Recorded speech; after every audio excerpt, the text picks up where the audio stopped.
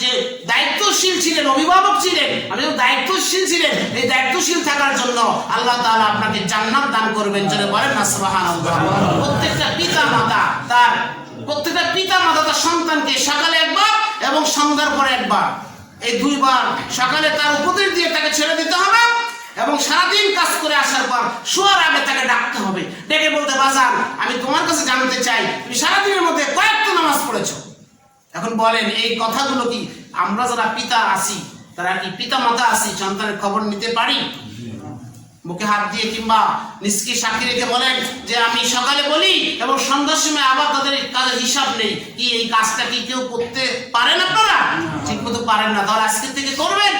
লোকমান তার সন্তানদেরকে এইভাবে নসিহত করতেন। এই কথাগুলো হুবহু রিলেট করে আল্লাহ তার নবীকে শোনাচ্ছেন, নবীর উম্মতকে সঠিক বুঝ দেওয়ার জন্য।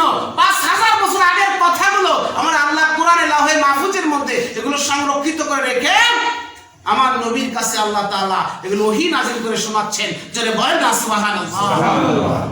দুই শরীফ পড়েন, সাল্লাল্লাহু আলা মুহাম্মাদ সাল্লাল্লাহু আলাইহি ওয়াসাল্লাম, সাল্লাল্লাহু আলা মুহাম্মাদ সাল্লাল্লাহু আলাইহি ওয়াসাল্লাম। সূরা লোকমানের মধ্যে 21 পারা। সূরা লোকমানের মধ্যে আল্লাহ তাআলা আরো বলছেন, ইয়া বুনাইয়া আকিমিস সালাত, হে আমার সন্তান, হে আমার ছেলে, তুমি ঘর থেকে বের হওয়ার পূর্বে তুমি নামাজ আদায় করবে। জোরে বলেন সুবহানাল্লাহ। এই কথা কার কথা? মুখ খুলে সবাই জোরে বলেন, কার কথা? আল্লাহর কথা।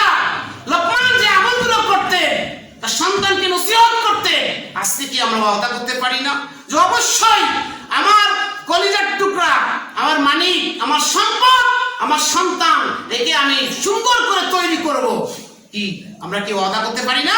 আমার সন্তানকে আমি সর্বপ্রথম সকালে ঘুম থেকে উঠিয়ে তাকে আগে নামাজে দাঁড় করব, তাকে নামাজ পড়তে দিয়ে নামাজ পড়ার পরে ঘর থেকে বের হওয়ার পরে লোকমান কি করছে দেখেন, ইয়া বুনাইয়া আকিমিস সালাত, হে আমার সন্তান, হে আমার ছেলে, সর্বপ্রথম তুমি নামাজ আদায় করবে। জোরে বলেন না সুবহানাল্লাহ।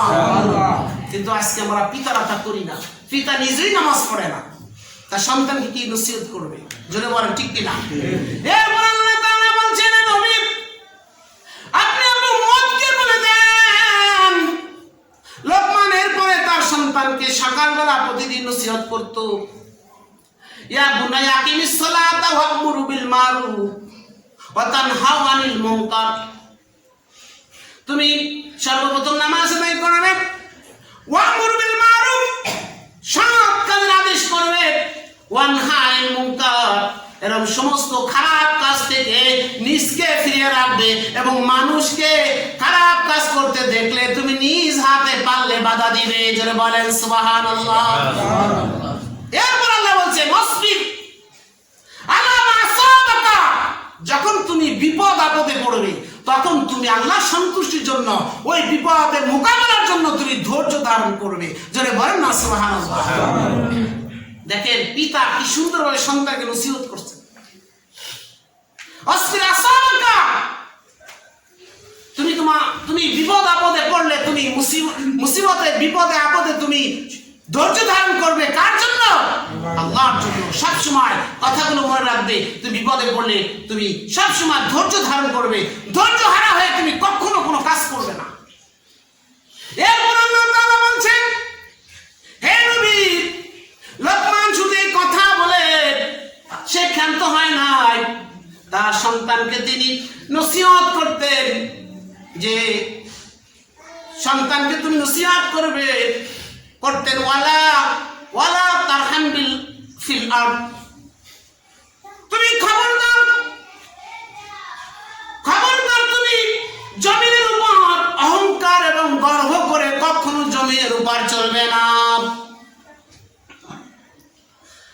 লা ইউহিব্বু, আমার আল্লাহ তাআলা ভালোবাসেন না মুখতালিন ফাকুর, যারা গর্ব করে, অহংকার করে।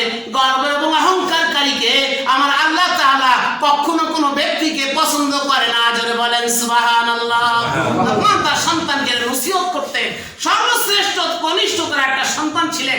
এই সন্তান অন্যান্য কাজকর্ম করতে বেশি পারদর্শী ছিল না, তখন তাকে ব্যবসা ও বাণিজ্যের জন্য সন্তানকে পাঠাচ্ছিলেন। পাঠানোর পূর্বে এই সমস্ত উপদেশগুলো দেওয়ার পরে তার সন্তানকে বলছেন, ও আমার সন্তান, তুই ব্যবসা বাণিজ্য করতে যাবে। আমি তো ব্যবসা বাণিজ্য করতাম, আমার আল্লাহ আমাকে বাদশাহী দিচ্ছিলেন, কিন্তু আমি বাদশাহী নেই নাই। নবুয়ত দিচ্ছিলেন, আমি নবুয়ত নেই নাই। আমি হিকমত চেয়েছি, আমি যদি ব্যবসা করি তুমিও ব্যবসা করবে। যারা বলেন না সুবহানাল্লাহ। পিতা ব্যবসা করলে সন্তানকে ব্যবসা শেখায় না? লোকমান ব্যবসা করতেন এবং এই ব্যবসা করে তার সর্বশ্রেষ্ঠ সর্বকনিষ্ঠ ছোট সন্তানকে তিনি উপদেশ দিচ্ছেন যে শোনো, তুমি ব্যবসা করতে যখন যাবে তখন এই তিনটা কাজ তিন স্থানে তুমি অবস্থান করলে সতর্কভাবে করবে। এক নাম্বার, যে তুমি যখন এই ব্যবসা করতে যাওয়ার আগে উপদেশ তো দিলেন, এই সমস্ত উপদেশগুলো দেওয়ার পরে তাকে মাল সামান রেডি করে তাকে বলছেন যে তুমি অমুক মরুভূমির স্থানে যখন যাবে তখন তুমি অমুক গাছের ঝর্ণার নিচে তুমি কখনো তুমি বিশ্রাম নিবে না, আরাম করবে না। তবে শোনো, ওইখানে যদি কোনো বয়স্ক বৃদ্ধ কোনো লোক পাও, সে যদি বলে কোনো নির্দেশ দেয়, তোমাকে আদেশ করে, তাহলে তুমি ওই আদেশটা মান্য করবে। জোরে বলেন না সুবহানাল্লাহ। এরপর বললেন, অমুক গ্রামে আমি ব্যবসা করতাম, ওই গ্রামের মধ্যে আমি কিছু টাকা পাবো, ওই টাকাগুলো তুমি সুন্দর মতো উঠিয়ে আনবে। তবে টাকা উঠিয়ে আনতে গেলে ওই গ্রামের মধ্যে একটা সুন্দরী এবং ধনবতী একজন নারী আছে, ওই নারীকে বিবাহ করার জন্য তোমাকে প্রস্তাব দিবে। খবরদার ও আমার ছেলে, ওই নারীকে তুমি কখনো লোভে পড়ে বিবাহ করবে না। সুবহানাল্লাহ বলে। এরপর অমুক নদীর পাড়ে আমার থেকে 1 লাখ টাকা কর্জ নিয়েছিল, তার কাছে যাবে, তার কাছে যে তুমি টাকা আনবে, কিন্তু খবরদার সে রাত্রে থাকতে বলবে তোমাকে, তুমি কখনো রাত্রে অবস্থান করবে না, রাত যাপন ওইখানে করবে না, দিনের মধ্যে টাকা দিলে নিয়ে চলে আসবে। জোরে বলেন সুবহানাল্লাহ।